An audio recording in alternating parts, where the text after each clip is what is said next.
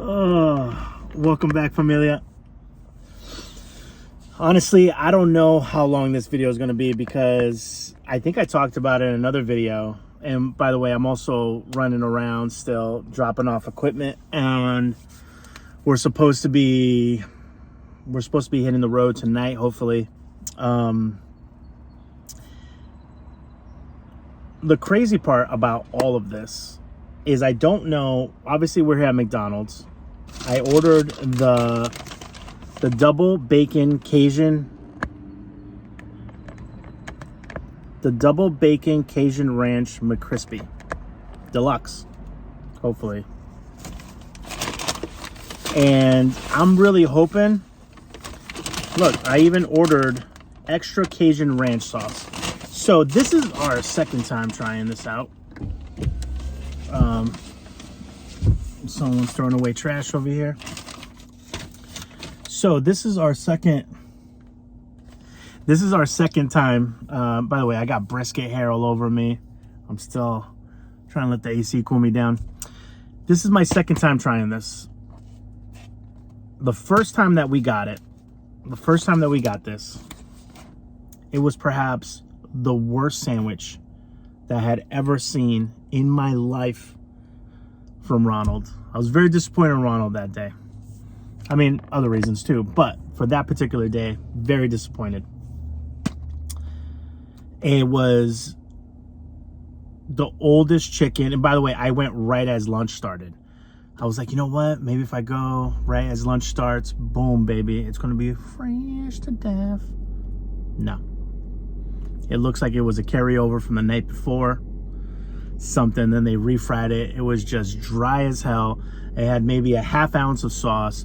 They got it looked like it was 3/4 of a piece of bacon. They cut that in half to make it seem like it's 2 pieces. You get 2 strips, you get 2 strips, baby. Anyways, let's digress. Let's just open this up, see what it looks like. And I'm also going to tell you how you can get a half off. Let's get this in here going. All right.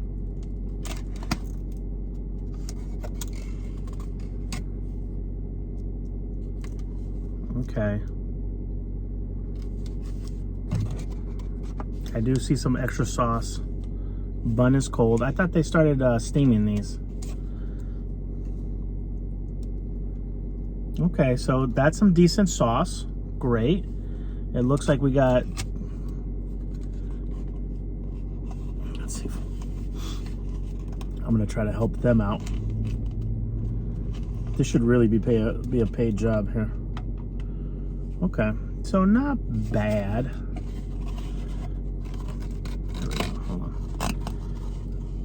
Not bad. I mean, we got some extra sauce dripping on the side here. We got some extra sauce on the bottom. I haven't really found the bacon yet, but this is kind of what we're working with here.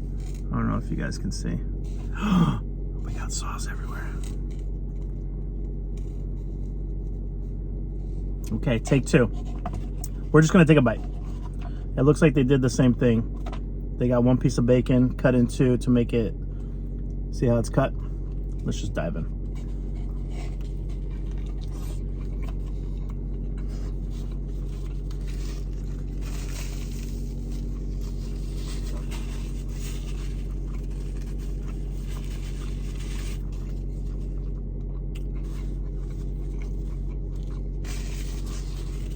See, I'm easy. You just gotta give me sauce, and I can make anything work here.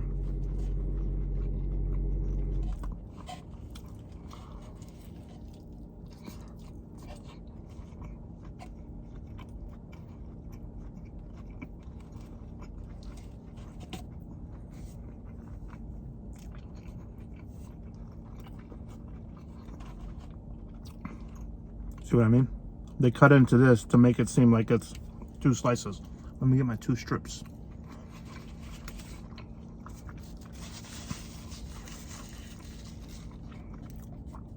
Do not pay full price for this, familia.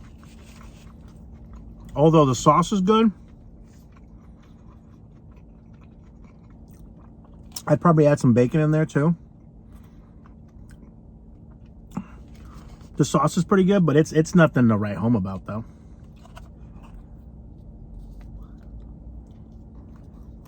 You know?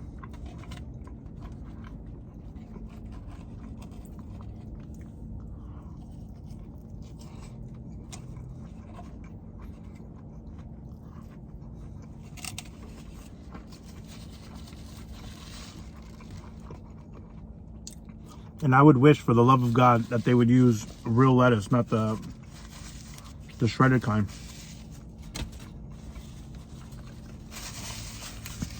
When you go to Chick-fil-A and they give you that nice lettuce, man, makes or break a sandwich also.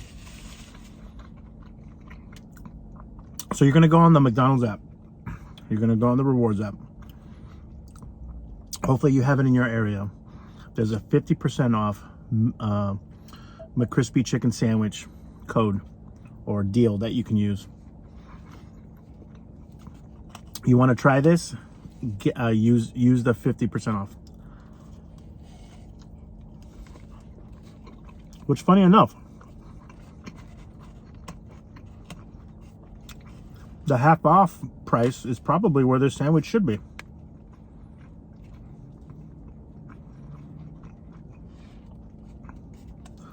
You know, a lot of people ask me too. They're like, "Luke, why do you, if you think something's gonna suck, why do you go back? Why do you order it?" It's real simple. You know, this channel is kind of a showcasing channel, and if I can save people money by me taking the hit, I'm gonna do that.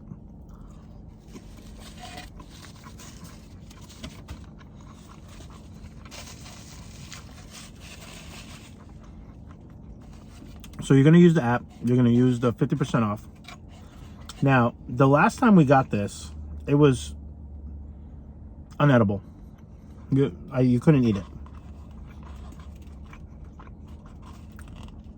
I took a bite of it.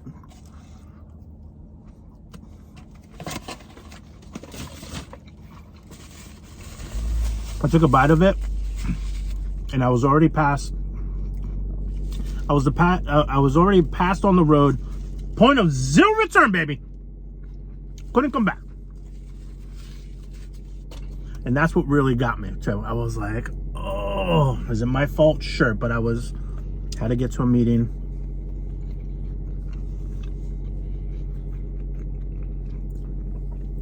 So for BK and all their faults that they have a really good system of at least reimbursing you or saying, sorry, here's a credit. There's nothing like that on the McDonald's app. Nothing. So what I did, you go on the McDonald's app to give feedback. You have to click a bunch of things. Finally, you can get to an area and you break it down. And I basically said it. The one thing I'm doing this year is I'm vulnerably, just unapologetically communicating and saying and talking, especially my feelings, how I feel on something. So I went in there. Hey, this is probably the worst sandwich I've had here. The chicken, it just looked day old. It was gross. I barely got anything. The sandwich, if you get it as a meal, is freaking $12, which is like an hourly wage in some cities and towns or places. Couldn't eat it. I had to toss it out.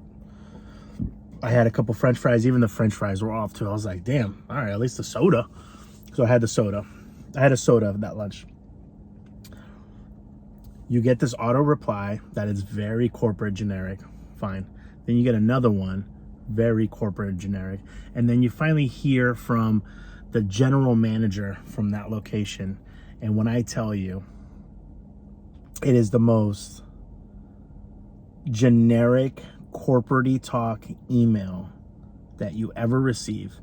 And I'm scanning it. I go, is this where they offer me a refund? Is this where they offer me a credit? Maybe, hey, come back and try us for another chicken sandwich. I'm literally going through it. And I go, wow. nothing. So in that department, BK, and it hurts my soul to say that, BK wins out on the Ronald. So, long story short is, don't be in a rush if you're grabbing something from the Ronald. Check your bags. I've been very good at being able to start doing that moving forward. I used to, on our other channel, just take the hits, and man, were they some hits. I was like, oh my God, we're gonna eat it. This is how it came. You know, you got to keep it 100 for the peeps out there. You know, this time I gave them another chance, but I wanted to tell you at least a story before with some context. That was a lot better than the last one, but still not built, especially for the price point of it. Is it worth, about $4? Yeah, absolutely. Maybe $5. But the fact that sandwich is almost $8 is, and I get it. There's a dual argument loop. Yes, things are expensive, blah, blah, blah. And then the other side, like, oh my God, I can't believe it's that expensive. I'm going to talk on both things because that's just the reality that we live in right now, right? It's a crazy world, fam. It's a crazy world that we have out there. So let me know if you guys got that sandwich. Let me know your feelings on it. Let me know if you liked it or not. Let me know if you think it's worth it. And that term is subjective, so no answer. I'm sorry, there's no wrong answer, essentially. Now, something I want to talk about is the land in which we're going to go look at in Tennessee. There's a lot of different ideas, and if you guys want, if you go down in the description, you'll see Brisket's Wishlist or Brisket's Amazon Wishlist, whatever it is. Click on that link. Past all the brisket stuff, you're going to see some of the stuff. And I'm not expecting anyone to buy this. This is just, it was the best way for me to save things on a list. And I also want to get feedback from you folks, from you guys, from traveling folks, from camping folks. Because I think what the plan is going to be is after, and by the way, I'm still searching on Facebook Marketplace for like a wicked cheap camper or something that can just be parked on the land and kind of build around it a little bit.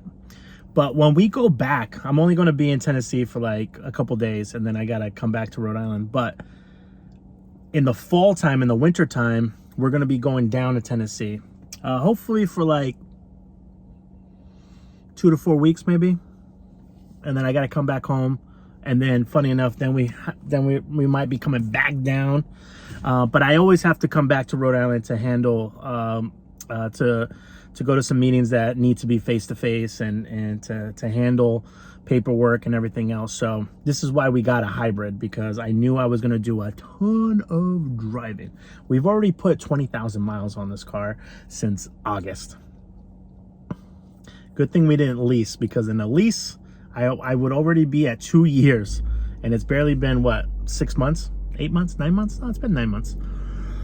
So there's a couple of things that we've been, Adam's going back and forth between maybe getting a yurt or getting a tent. I think him and I are on the same page of wanting to build some sort of, they have these concrete pre-designed with like little slits in them, concrete foundational things that you could put wood and then build a platform on top of it like this, right?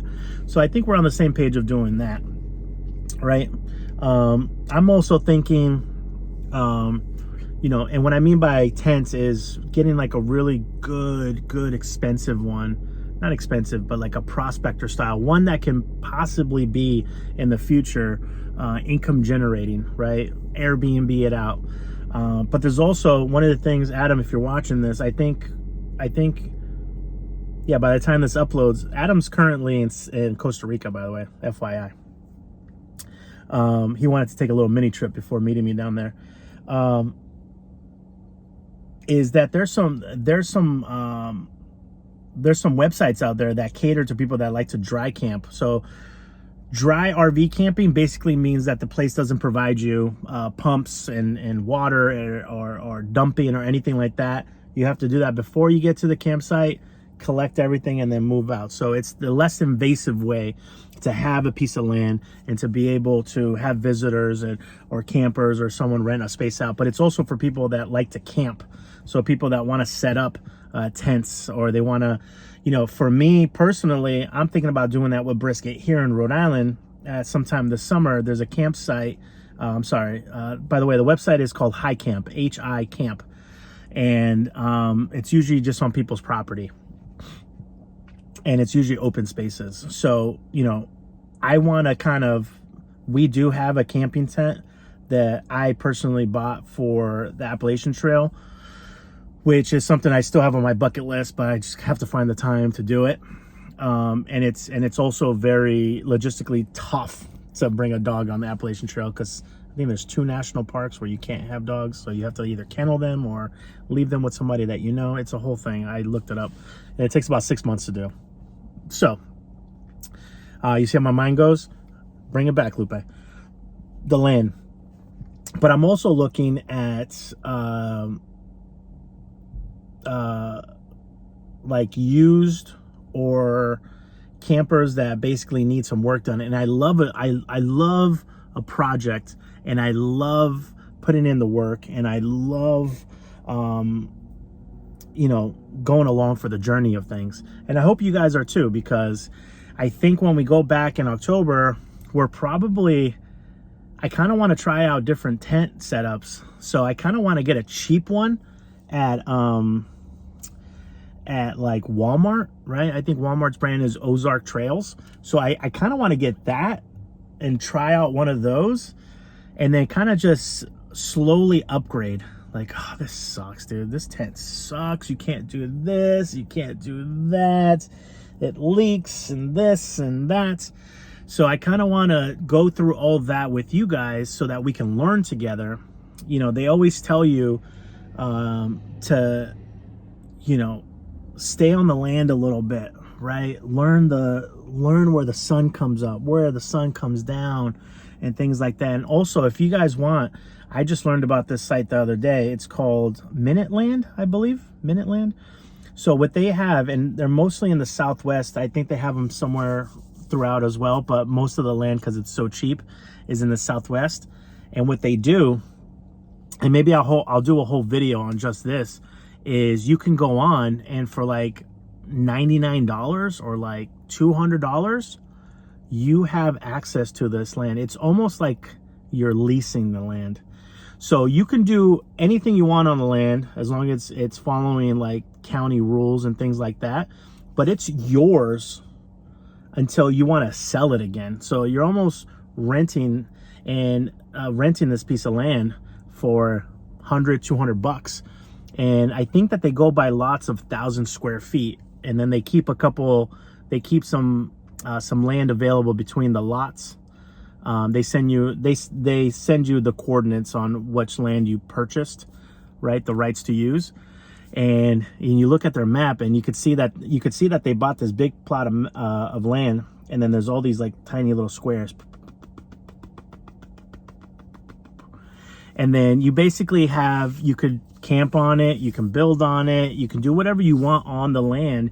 And then once you're kind of done with it, if the value of it has gone up, you could sell it for a little bit more, or you can give it to someone, or whatever it is, I don't know if you can give it to someone. I think it has to be transferred. Yeah, I think it needs to be transferred. So you do have to kind of sell it to them. So that's also another avenue too. So I was thinking about doing that with Brisket, maybe sometime like either in the winter or in the springtime, traveling out west, right? We could travel out west, buy one of these $200 1,000 square foot lots, which is essentially just big enough to park a car and maybe put a tent up, and a little space outside of it, and that's really it. But it gives you a sense, you have somewhere to go, you have somewhere to camp, you basically have a camping spot for as long as you want to keep it until you put it back into the marketplace to sell it. So that's also an option if you guys ever want to just try out. And they have them all over the US. So theoretically, if you have $1,000 extra bucks, you can just go around and get like 10 pieces of land where you can go park your rig. If you have a schoolie or you have a camper van, it's somewhere that you can go park your things and, you know, just camp out there. And maybe you have some neighbors, maybe you don't. I don't know how much space is in between the plots next to the other person. But that's also a really cool kind of intro into it. And I think we're going to do it. I mean, you know, what's a couple $100 if I want to get a piece of land somewhere in Nevada, and maybe one in Tennessee, and then maybe, so I've never been to the Pacific Northwest, maybe something up there. So, you know, you'll be able to kind of navigate it all together, boom, boom, boom. And then what's going to cost you $300-400 for life? So why don't you guys go read up on that? Maybe I'll sit down one day and do kind of a whole video on it if we ever kind of get one ourselves as well, and kind of just show you guys the whole experience on it. But I do got to go. We have more stuff to pick up and drop off. I have some last minute errands before we hit the road. Love you guys. Thank you for getting us. You know, we're on our way to, you know, 300 subs. That means we're, you know, a third of the way to 1,000. So thank you. Down below, I'll go ahead. All the links that you'll ever need are down below. And then hopefully, I think we have one more video and then we'll do our vlog. But I'm excited to restart the vlogs again. So, and then let me know what you guys think of this. Or is it basically just more of the same? Who the hell knows? Love you guys, all right? Make sure you guys take care of each other.